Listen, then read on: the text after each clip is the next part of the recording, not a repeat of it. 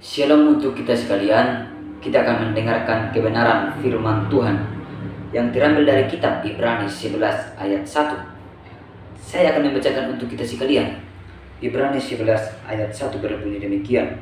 Iman adalah dasar dari segala sesuatu yang kita harapkan dan bukti dari segala sesuatu yang tidak kita lihat. Firman Tuhan ini adalah luar biasa. Ini tentang iman.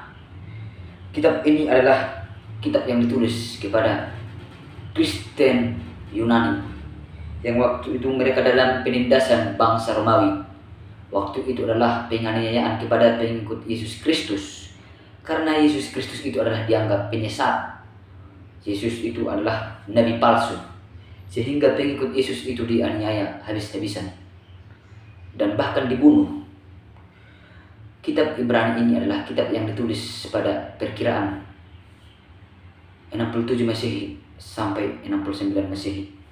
Kitab ini adalah kitab yang ditulis oleh Apolos, Aquila, dan Priscilla serta Silvanus dan lain-lain. Ada sekitar 27 nama yang disebutkan oleh sarjana-sarjana gereja. Dan kita harus mengetahui sesungguhnya iman ini apa. Iman ini adalah keyakinan atau kepercayaan terhadap sesuatu yang dianggap kuat seperti Nabi, Tuhan. Dan iman ini berkeyakinan kepada yang dianggap super. Dan iman ini adalah berkenaan dengan agama. Tetapi Kristen mempercayai bahwa iman ini adalah kepercayaan sentral kepada Yesus Kristus adalah Tuhan Sang Juru Selamat yang turun dari surga untuk menebus dosa manusia. Arti sentral di sini adalah berpusat. Iman Kristen adalah berpusat kepada Tuhan Yesus Kristus yang menebus dosa manusia. Akan tetapi kadang kita beriman tanpa mengetahui apa yang kita imani. Kita hanya beriman, hanya suam-suam kuku, tidak teguh kepada Tuhan. Untuk itu kita harus beriman teguh kepada Tuhan dan percaya kepada Tuhan. Untuk itu bagaimana cara untuk beriman yang teguh dalam pengharapan kepada Tuhan? Melalui pembacaan kita di dalam Ibrani 11 ayat 1, kita dapat melihat untuk menjadi orang yang beriman kepada Tuhan ada 3 cara yang harus kita ikuti. Yang pertama, mengakui Allah itu Esa. Esa itu artinya satu. Ulangan 6 ayat 4, firman Tuhan kepada bangsa Israel bahwa Allah kita itu Esa. Dan juga di dalam Yesaya 44 ayat 6 bahwa firman Tuhan itu penebus Israel hanya satu, tidak ada Allah lain daripada aku. Itulah firman Tuhan kepada bangsa Israel. Di sini kita harus mengakui bahwa Allah kita itu satu, meskipun di dalam waktu baptisan Yesus Kristus di dalam Matius 3 ayat 17 bahwa di situ 3 pribadi nampak, tetapi sesungguhnya itu adalah satu hakikat 3 pribadi. Bukan seperti pribadi Yohanes, pribadi Markus, dan pribadi Lukas. Ini pribadi Allah yang maha kudus, maha kuasa, dan yang tidak bisa dipikiri oleh pikiran dengan logika, tetapi dengan iman. Yang kedua adalah percaya dengan segenap hati. Kita harus percaya kepada Tuhan dengan segenap hati kita, dengan kokoh, dengan kuat kepada Tuhan. Seperti iman Ayub.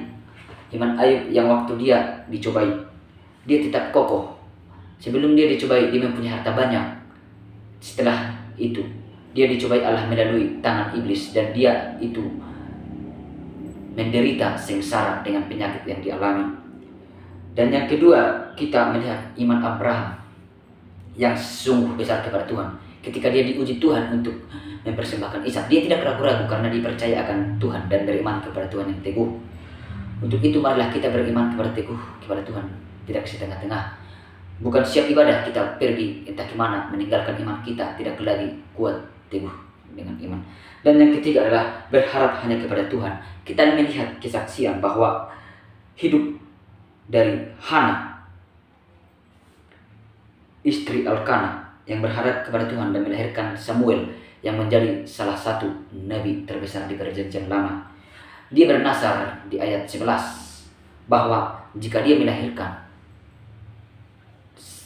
bahwa dia diberikan Tuhan, jika dia diberikan Tuhan anak, dia akan mempersembahkannya kepada Tuhan.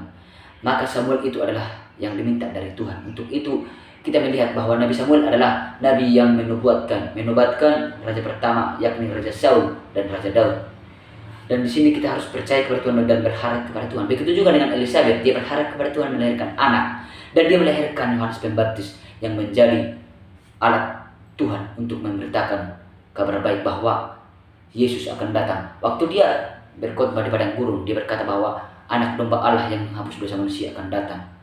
Dan di sini kita lihat bahwa di Matius 3 ayat 17, dialah yang membaptis, Yesus Kristus Tuhan kita itu.